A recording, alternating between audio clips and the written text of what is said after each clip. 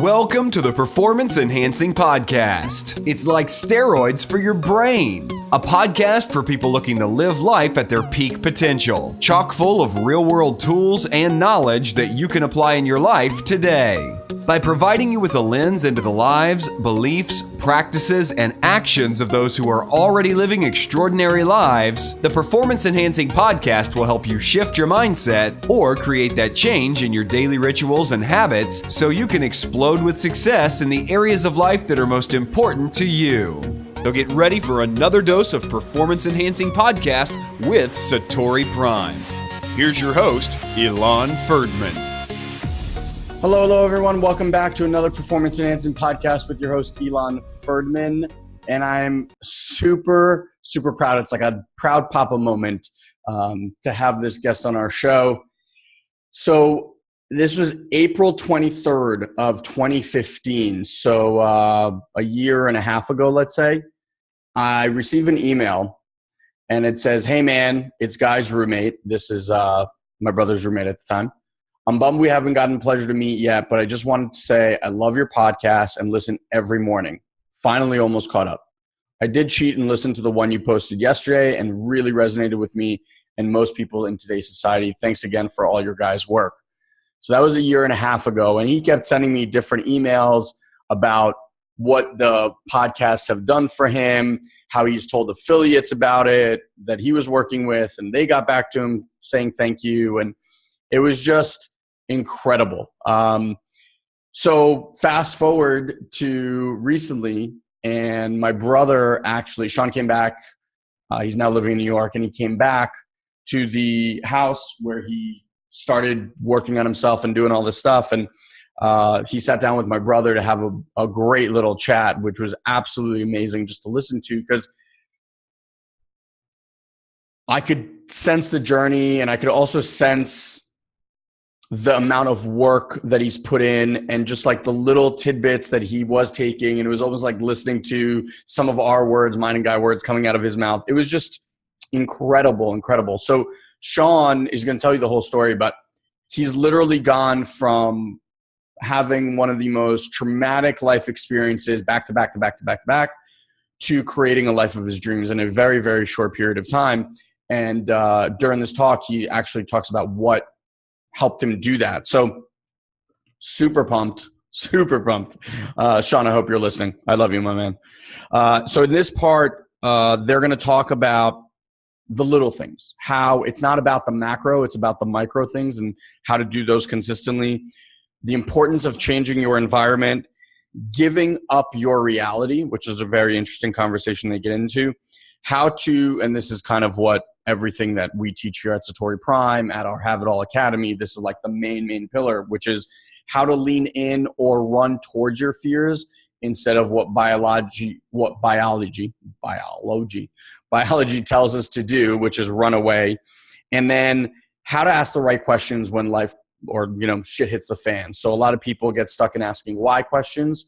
Sean really reprogrammed himself to ask the what and how questions. So yeah, again, I hope you guys enjoy this as much as I did listening to it. Sean is doing some incredible things right now in his life. And if you ever wanted to know how to get these kind of massive results quickly, this is it. So, living with Guy, obviously he got to tap into some of that source and some of the things that Guy and I teach, but you guys obviously can't live with us. But if you did want to join us, we have obviously a couple of opportunities. One is November 3rd through the 5th in San Diego.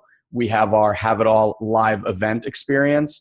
And then if you can't make that, we also have our academy, which is a bi-weekly coaching program where you get 5 hours of one-on-one coaching with Guy and I in a group setting. So you can check all those out at youwillhaveitall.com and see if one of those resonates for you. We'd love to obviously have you be part of this group.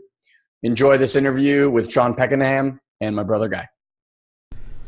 Okay. Hey everybody. Hello. If you are just logging in, let us know if you can hear us. We're going to be talking about badassery. Okay, cool. All right, friends. Hi there. Hello. Guy Ferdman here. Sean Thomas Peckenham. Sean Thomas Peckenham. And I got my desktop over here since we can't see the live feed over there. Hopefully I can see it. Yep, I can see it. Cool. So any commentary you have here? That means I need to move also. Let's get over. Yeah, cool. All right, so welcome. Happy Friday. Like I said, Guy here, really good friend Sean here with me. And interesting title, as I'm sure you see. And I wanted to bring Sean on today to do a live interview because Sean is a good case study for me, for my life, and also for his, I'm sure also. And the reason for that is I met Sean about 2 years ago now, almost like to the day.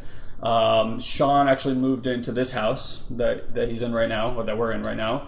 And then in June, you moved to New York City. So we lived 2 months ago. Yeah, so we lived together for a year and a half, more than a year and a half, about almost 2 years. And during that time, Sean made some really big strides in his life, a huge transition in terms of his emotional IQ, mental acuity, what's possible for him, et cetera, et cetera. And the reason I call him my case study is, for those of you guys who know me, that know my work, know the work that I do with people, I have a challenge, and my challenge is I've been doing this kind of work for so long is I can't seem to ever turn it off. So I'm always either directly or seemingly indirectly coaching people in their lives. And when I say indirectly, it's not like they come to me and like, here's what's going on, and I try to like help or fix them in some way, but it's just like a function of the conversation that I am, you could say, that has an impact on people and challenges their preconceived notions, how they operate, stuff like that. And so Sean, and that's why I say case study, because people around me seem to just transform.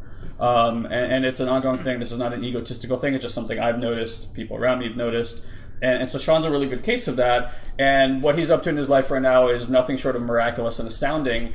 And I wanted him to come on here to like share with you guys what's this transition, because I talk to people all the time who are looking for freedom, looking to transition, looking to do these type of things, and they don't seem to have an access point. And I think Sean's story and whatever comes out of his mouth today will just be really insightful to share.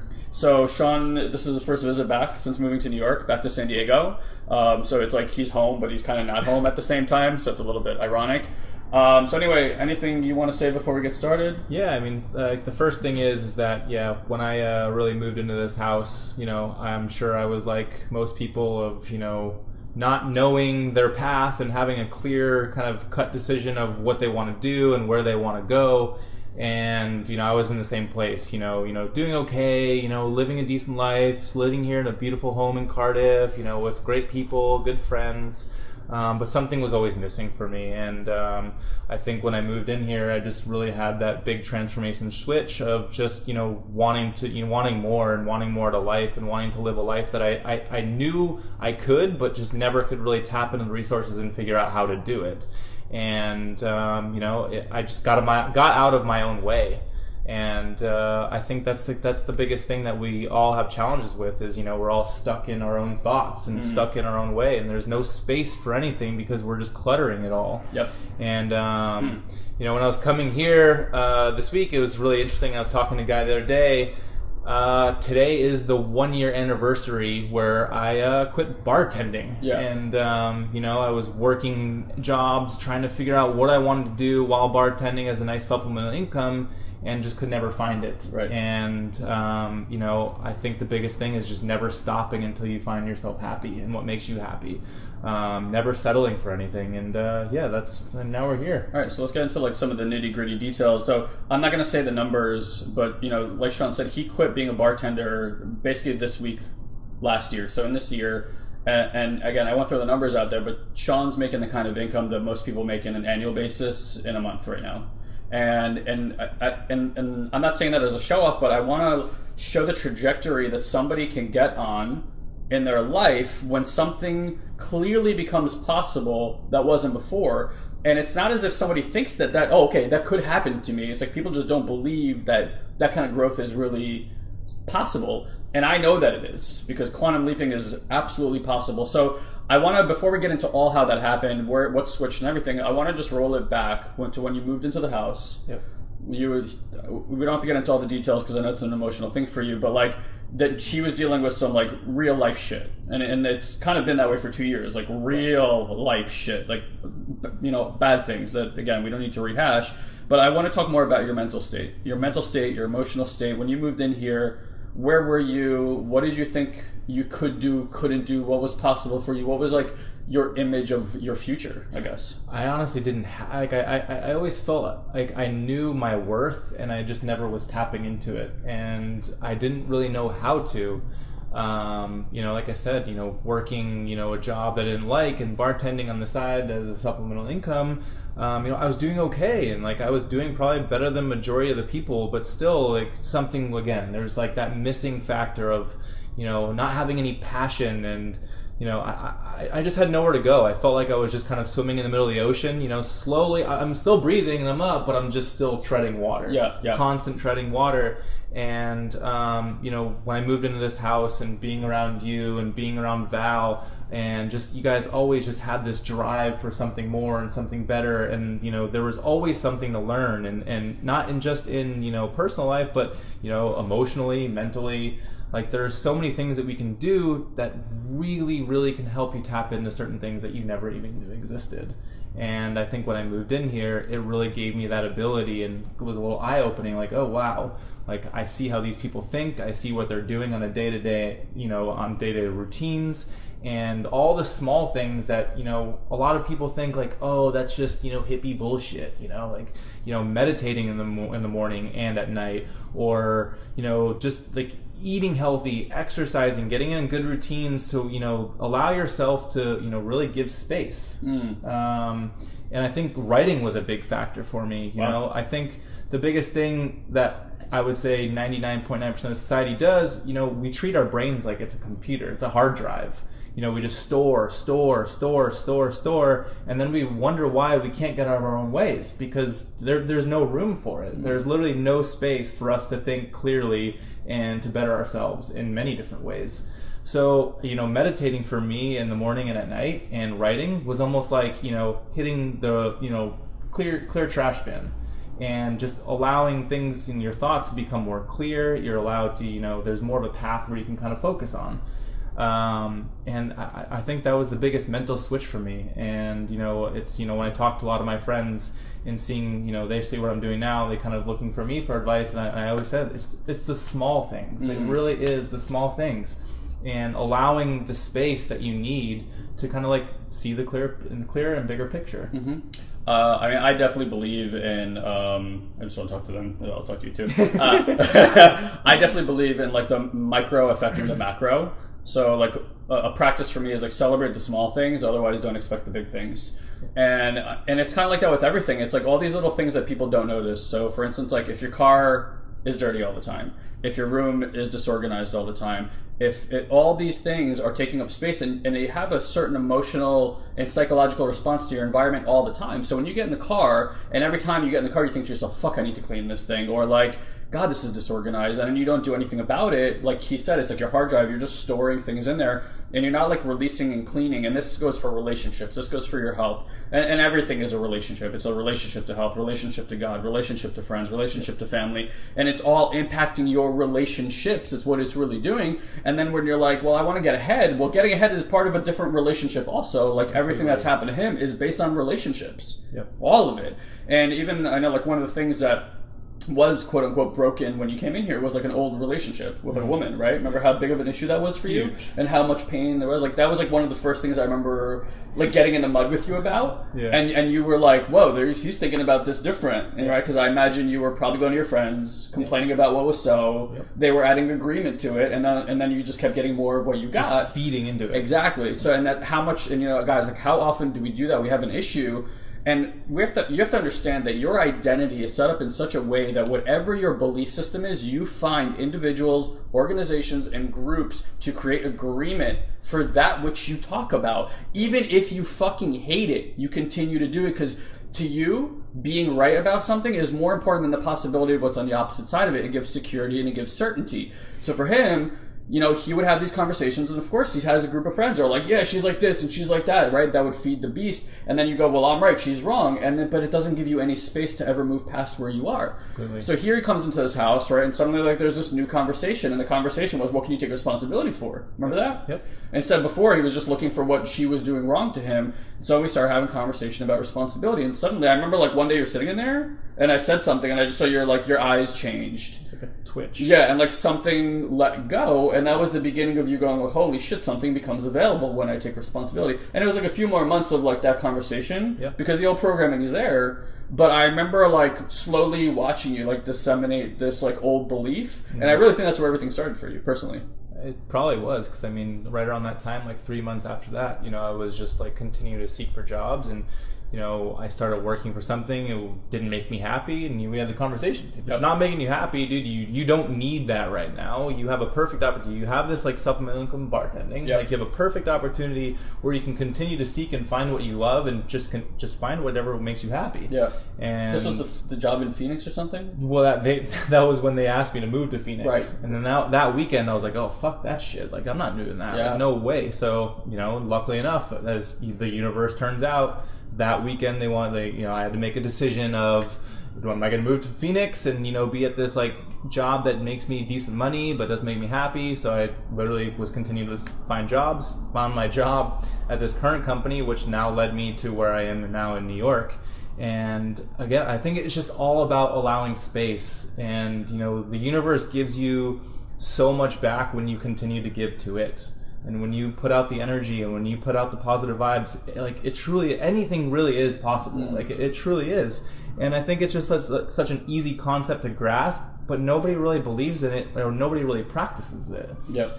And it's like what I was saying this morning to Katie, like people like think, okay, I'm going to meditate for a couple of days. Oh, this shit doesn't work for me. Right. Okay. Well, do you go to when you go to the gym, do you work out for 3 days and you're jacked and ripped? Like, no, it's like a month, 2 months, 3 months, and it's a continuing process.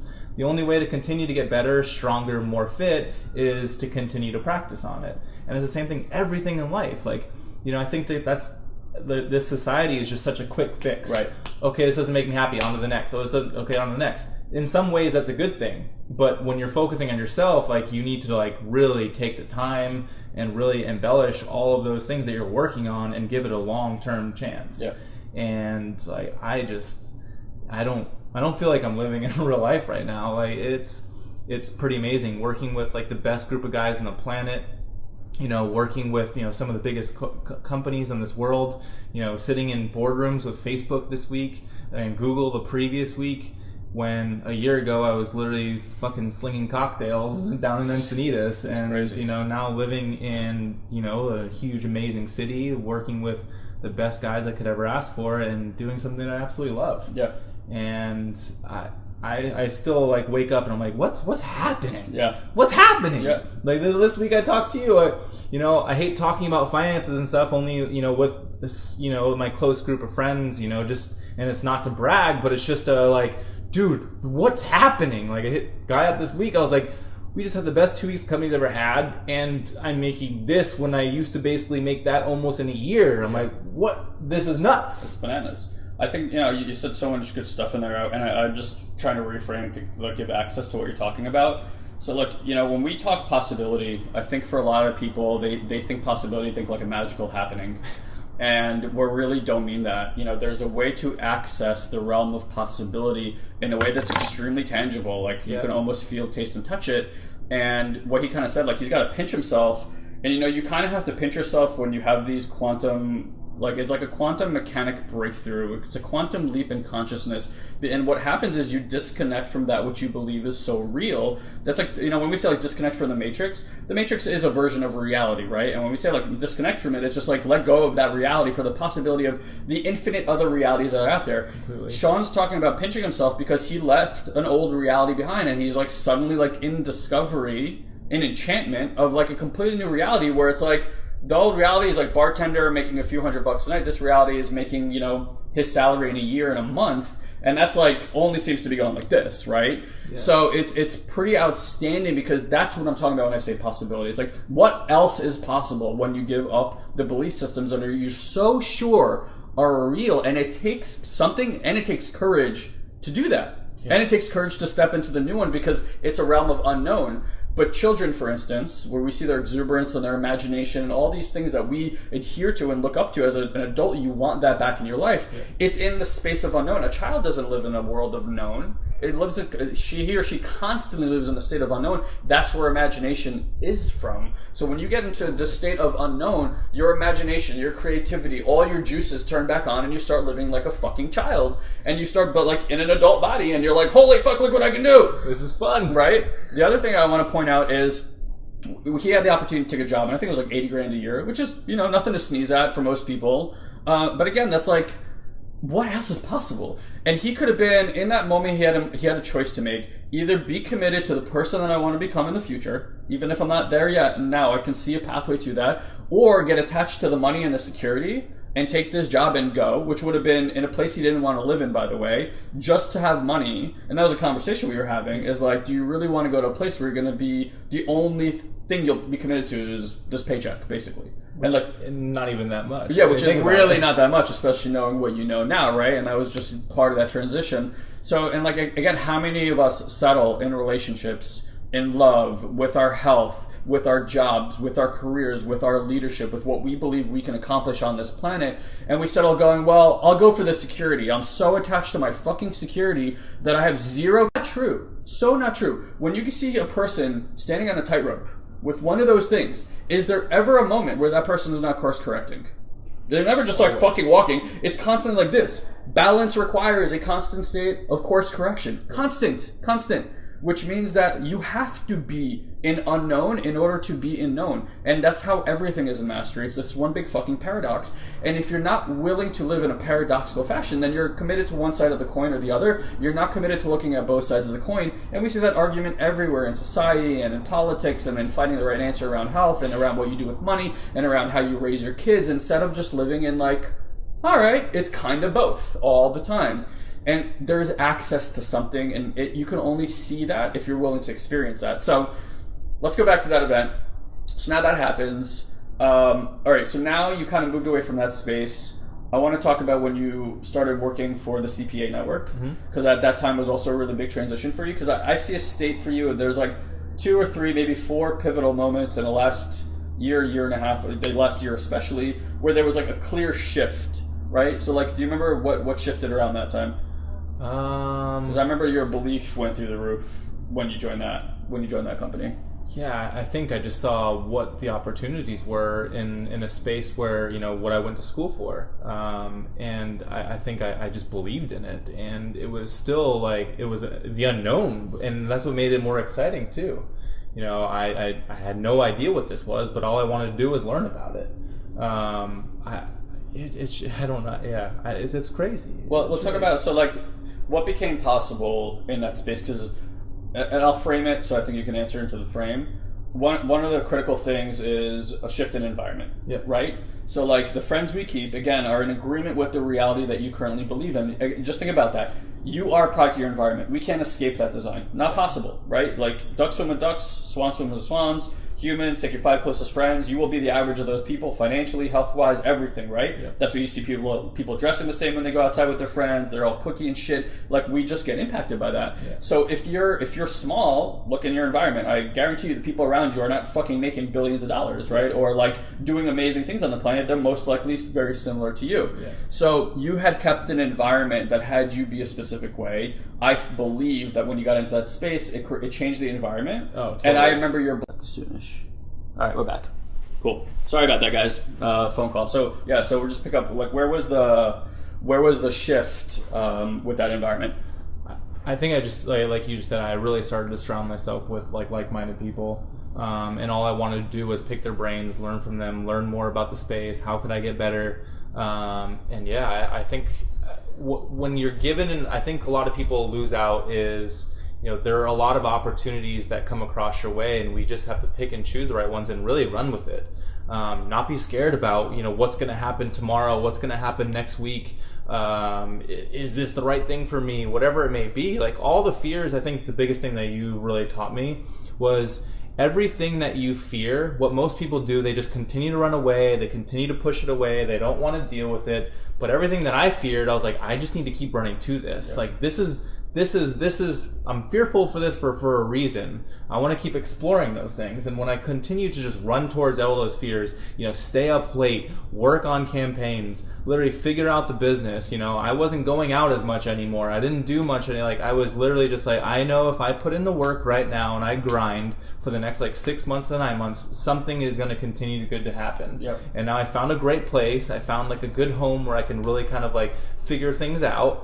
And that's what happened. I just continue to open that space up and just, instead of, blocking that and always wondering about, what tomorrow is going to happen. Where's next week? Where am I going to be next year? What's going to happen in 3 years? I'm turning 30. I literally just lost my uncle who's like my dad. I literally lost my little brother. All these things I could have been fuck this shit. I'm done. Totally. I'm cool. And now I have an excuse, instead of making excuses, it just pushed me harder. I had to, as we a lot of our company would call it, figure it out. Yeah, you just gotta figure it out. You let a nice philosophy, FSO, figure shit out. Figure it out, exactly. Yeah, figure shit out. I think that's what happens. It comes back to what we surround ourselves, what we're watching, what we're reading. Are we coming home from our dead end job 9 to 5 that we aren't happy with, and we're throwing on reality TV shit to make ourselves feel better instead of, hey, I need to figure things out better because I'm not happy here, instead of just basically sitting in front of a TV and watching garbage all day and that makes yourself feel better. Do things to actually make yourself feel better. Exactly. And it's all those small things and just the small mental switches that, make a huge difference in your everyday life. Yeah. And I think it takes work. And I think that's the biggest thing. People just want an easy fix. They want things handed to them. And then they sit here and say, why me? Poor me. I'm not doing this. Well, what are you doing to actually change it? Yeah. Literally, what are you doing? Yeah. It's very easy to make excuses. I could say, I have the biggest excuse book there is.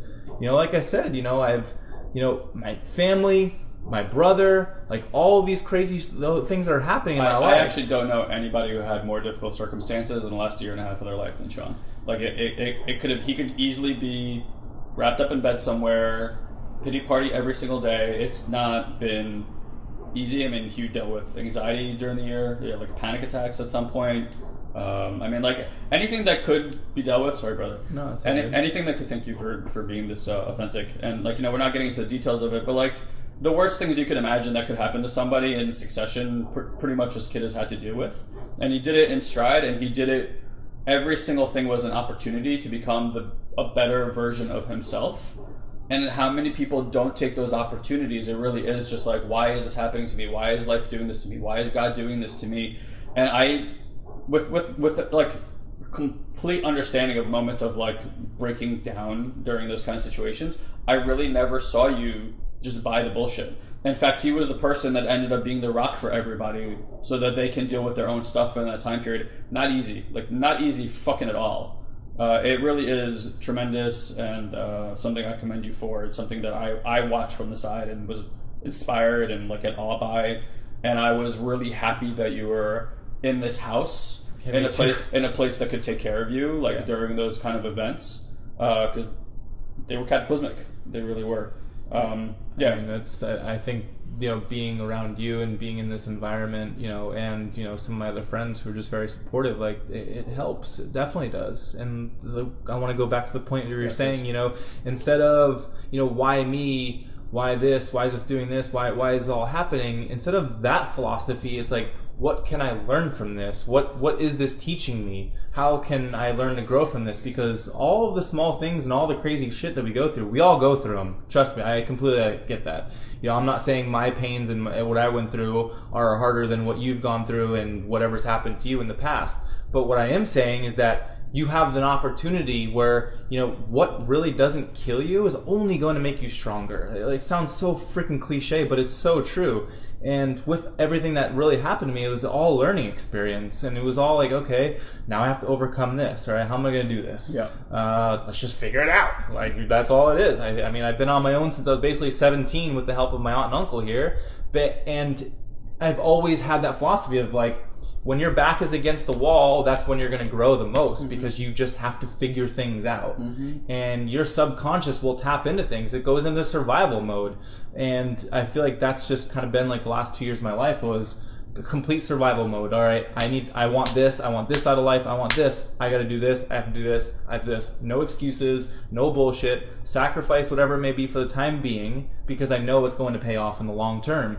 And I can sit here and tell you guys, being open and honest, like, it has paid off, and I don't even know what to do with myself anymore. And now I'm able to do all the things that I want to do. I can go travel, I can go work from anywhere I want to go. I have these amazing group of friends, an amazing group of company that has my back throughout everything, and it's really special. And I like it's hard for me to tell a camera because it feels really weird, but it's insanely special. And I couldn't even envision this, like, again, from a year ago, you know, bartending in a fucking bar down the street, pissed off they have to go work from Friday, Saturday nights, and then I go back to work and working a job that's okay. Yeah.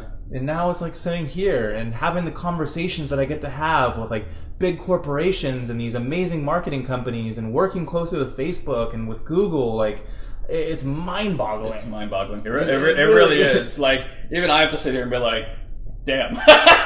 But here's what I want to point out, right? Everything is just a matter of distinctions, and your relationship to what's happening. So like, there's relationships we have to words. If I say the word challenge, people are like, fuck, I gotta learn, gotta grunt it out. Like, there's a whole world and a whole paradigm that the word challenge creates. However, in the same token, every challenge is an opportunity. And you could just stop saying I'm challenged, and you could say, whoa, look at this opportunity. So like, when he's talking about being against the wall, right? Most people don't look for their edges. They have this world that they've created, and they stay so far away from the edges of that world that they're kind of like, if the world was a circle, they're in the center, and they pop out a little bit, and then they pop back into the center. They pop out a little bit, and they pop back into the center. They don't go out and like walk down the dark alleys of that world to find out like, oh fuck, there's a wall over here. I wonder what's beyond the wall. And that thought of like, what the fuck's beyond that wall? Like you said, that's where fear lies, right? Because you don't know what's beyond the wall. That's where fear comes from, the unknown. When you understand that you can operate consistently against that wall, and you can actually set up your life, seriously, in such a way where the environment you has pushes you into walls all the time. And that means always, by the way you do that is you create life as a game, and then you constantly look how to up-level the game. 100%. Always. Constantly up-level the game. And not so you know how to win the game, so you play the game to figure out what the fucking rules are to even win the game. You don't even know what the game is yet, because you don't know what the game is on the opposite side of the wall yet. So you go explore on the opposite side of the wall, and you have to do the exploration to find out what the fucking rules are over here. And then maybe you can sort of kind of figure out how to win that game, or at least get into the direction of winning the game. But it's constantly looking for the edge. If your life is about survival, if your life is about being comfortable, guess what, guys? You stay this small. If you want a life that's about thriving, then you live in a challenge space. But again, like, I don't perceive my life as a challenge. I don't perceive my work as a challenge. When things go shitty or wrong, I don't look at them as challenges. Everything I go is, whoo, what a great opportunity right now. And you know what? I get really excited about what is it that I haven't learned that has me deal with this in a non-powerful way, and I can learn how to deal with this in a powerful way. Next time that thing comes up in my life, it's like, it's nothing. It's nothing. But if you're not willing to do that work, then you always stay where you fucking are. You get convinced that something is happening to you. You become a victim, and all those fucking things that happen are just an assurance way of keeping you exactly where you are. Yep. Nothing in this world happens without you stretching yourself, your belief systems, getting an integrity inside of your relationships, putting integrity back into your life, and just doing the fucking work that's required to have breakthrough type thoughts and emotions and spirituality to move into that direction. Right? Didn't I tell you? How good's this guy? So yeah, I mean, for those of you guys that have been listening to the Performance Enhancing Podcast for quite some time, I'm sure you could hear some of that drip there already in Sean's voice and in Sean's languaging.